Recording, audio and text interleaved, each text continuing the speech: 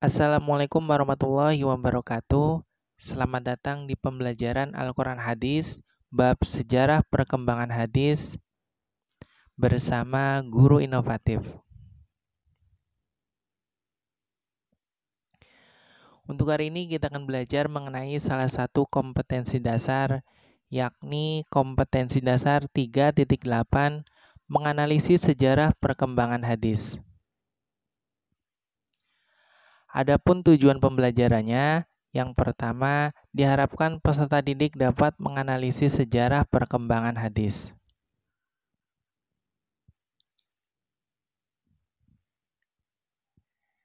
Anak-anakku sekalian, dalam hukum Islam, hadis adalah sumber hukum yang kedua setelah Al-Quran.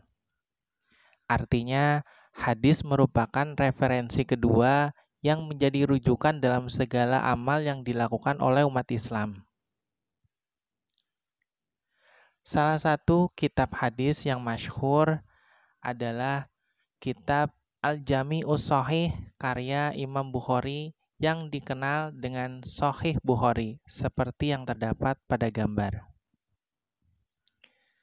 Selain kitab tersebut, masih terdapat banyak kitab hadis yang lain seperti kitab Sahih Muslim, Musnad Imam Ahmad, Musnad Imam Abu Hanifah, dan lain sebagainya. Anak-anakku sekalian, tahukah kalian bagaimana sejarah penulisan kitab-kitab hadis tersebut? Dan bagaimana perkembangannya sampai pada zaman kita sekarang? Nah, untuk menjawab pertanyaan-pertanyaan tersebut, mari kita amati dan perhatikan penjelasan berikut.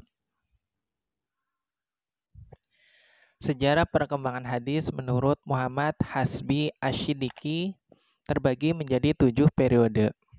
Adapun periode yang pertama adalah masa Nabi Muhammad SAW. Periode ini disebut Asr al-Wahyi wa at-Takwin, masa turunnya wahyu dan pembentukan masyarakat Islam. Pada masa ini, para sahabat menerima hadis secara langsung dan tidak langsung. Penerimaan secara langsung misalnya saat Nabi SAW memberi ceramah, pengajian, khutbah, atau penjelasan terhadap pertanyaan para sahabat. Adapun penerimaan secara tidak langsung adalah mendengar dari sahabat yang lain atau dari utusan-utusan, baik dari utusan yang dikirim oleh Nabi ke daerah-daerah atau utusan daerah yang datang kepada Nabi. Pada masa ini, pemeliharaan hadis dilakukan dengan cara dihafalkan oleh para sahabat. Hal ini dilakukan karena Nabi Muhammad SAW melarang para sahabat menuliskan hadis.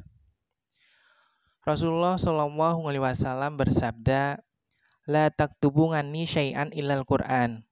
Faman katabangani syai'an ghairal Qur'an falyamhuhu." Yang artinya, janganlah kalian menulis sesuatu dariku selain Al-Quran. Barang siapa yang menulis sesuatu dariku selain Al-Quran, maka segeralah dihapus. Hadis riwayat Muslim.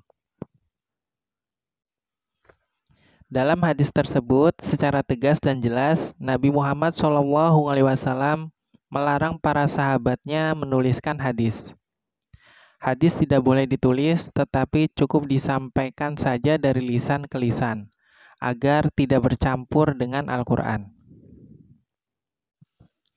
Adapun periode perkembangan hadis berikutnya adalah masa Khulafaur Rasyidin.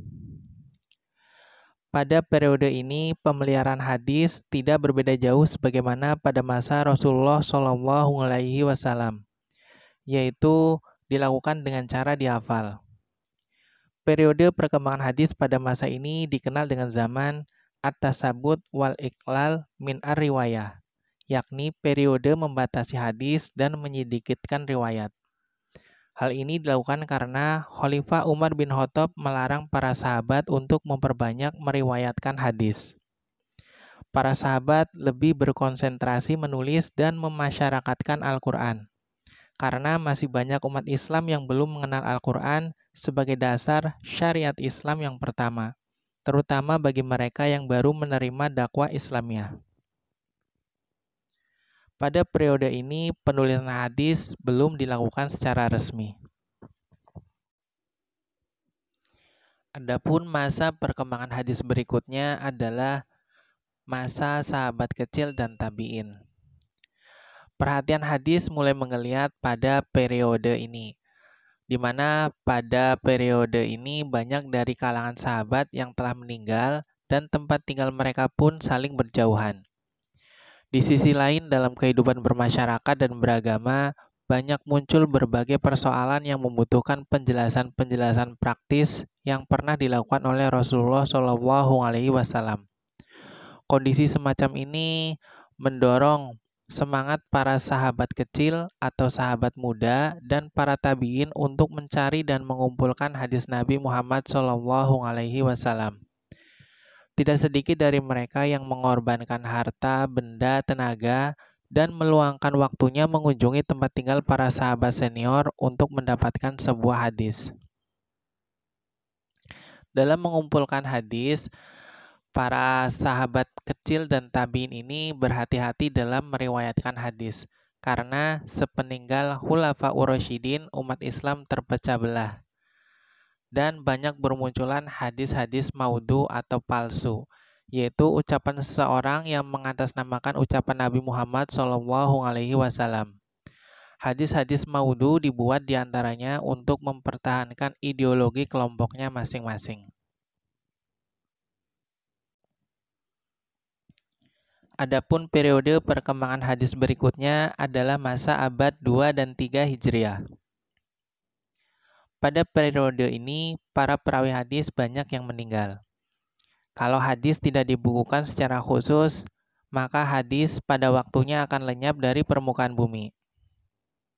Selain itu, banyak bermunculan hadis maudhu atau palsu. Apabila kondisi ini dibiarkan, akan semakin sulit mengetahui hadis yang asli dan yang palsu, sehingga akan menyesatkan ajaran Islam. Oleh karena itu, Khalifah Umar bin Abdul Aziz menginstruksikan kepada seluruh pejabat dan ulama untuk melakukan penulisan dan pembukuan hadis secara resmi. Adapun kitab-kitab hadis pada abad kedua ini kebanyakan masih bercampur antara hadis-hadis Nabi Muhammad SAW dengan fatwa-fatwa para sahabat dan tabi'in. Adapun kitab hadis tertua yang masih dapat kita temukan saat sekarang ini adalah Al-Muwatta karya Imam Malik yang disusun pada tahun 144 Hijriah.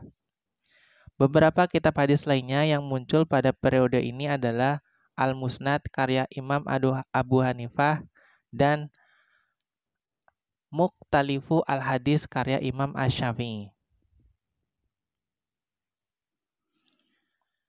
Adapun periode perkembangan hadis berikutnya adalah masa mentasihkan hadis dan penyusunan kaidahnya. Seperti kita ketahui bahwa kitab-kitab hadis pada periode sebelumnya banyak yang bercampur dengan fatwa para sahabat dan tabi'in. Karena itu, para ulama melakukan penyaringan hadis-hadis Nabi Muhammad SAW dari yang lainnya. Selain itu, para ulama pada periode ini juga memisahkan hadis-hadis Nabi SAW dari hadis doif dan hadis maudhu atau palsu, dan juga menyusun kaidah untuk menentukan kesohihan atau ketidaksohihan suatu hadis. Dari kegiatan tersebut lahirlah kitab-kitab hadis yang hanya memuat hadis-hadis sahih saja. Misalnya Al-Jami'us Shahih karya Imam Bukhari yang dikenal dengan Sahih Bukhari. Kemudian Al-Jami'us Shahih karya Imam Muslim yang dikenal dengan Sahih Muslim. Adapun periode perkembangan hadis berikutnya adalah masa abad 4 Hijriah. Periode ini lebih dikenal dengan periode menghafal hadis, di mana periode ini para ulama berlomba-lomba menghafalkan hadis sebanyak-banyaknya dan menyelidiki sanadnya. Pada periode ini muncul gelar keahlian dalam ilmu hadis seperti Al-Hakim, Al-Hafiz, Al-Hujjaj, dan lain sebagainya. Pada periode ini juga telah lahir beberapa kitab hadis. Namun karya para ulama pada masa ini berbeda dengan karya ulama periode sebelumnya. Ulama periode sebelumnya dalam menyusun kitabnya berusaha sendiri menemui para sahabat ataupun tabi'in yang mempunyai pembendaraan hadis, kemudian meneliti dan menghimpunnya. Sementara itu, ulama pada periode ini hanya menukil hadis-hadis yang ada di kitab-kitab hadis para ulama sebelumnya. Oleh karena itu, para ulama pada abad ini digelari mutaakhirin.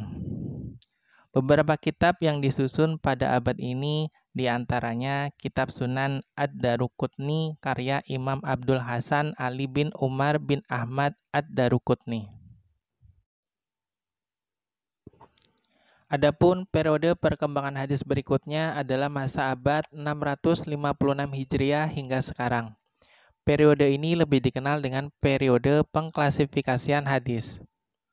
Pada periode ini dan seterusnya, kegiatan yang dilakukan oleh para ulama hadis adalah menyusun kitab-kitab hadis berdasarkan klasifikasi isi kandungannya. Ada pula yang menjelaskan atau sarah, dan ada pula yang meringkas atau ikhtisar kitab-kitab yang telah disusun oleh para ulama terdahulu. Pada abad ini atau pada periode ini lahir kitab-kitab hadis, diantaranya kitab Sunnatul Kubro karya Abu Bakar Ahmad bin Husain Ali Al-Baihaqi. Selain itu masih terdapat kitab-kitab hadis yang lainnya. Nah, anak-anakku sekalian, demikian materi yang Bapak bisa sampaikan pada hari ini. Mudah-mudahan dapat menambah wawasan keilmuan terkait sejarah perkembangan hadis. Sekian, syukron kasiron. Semoga bermanfaat. Wassalamualaikum warahmatullahi wabarakatuh.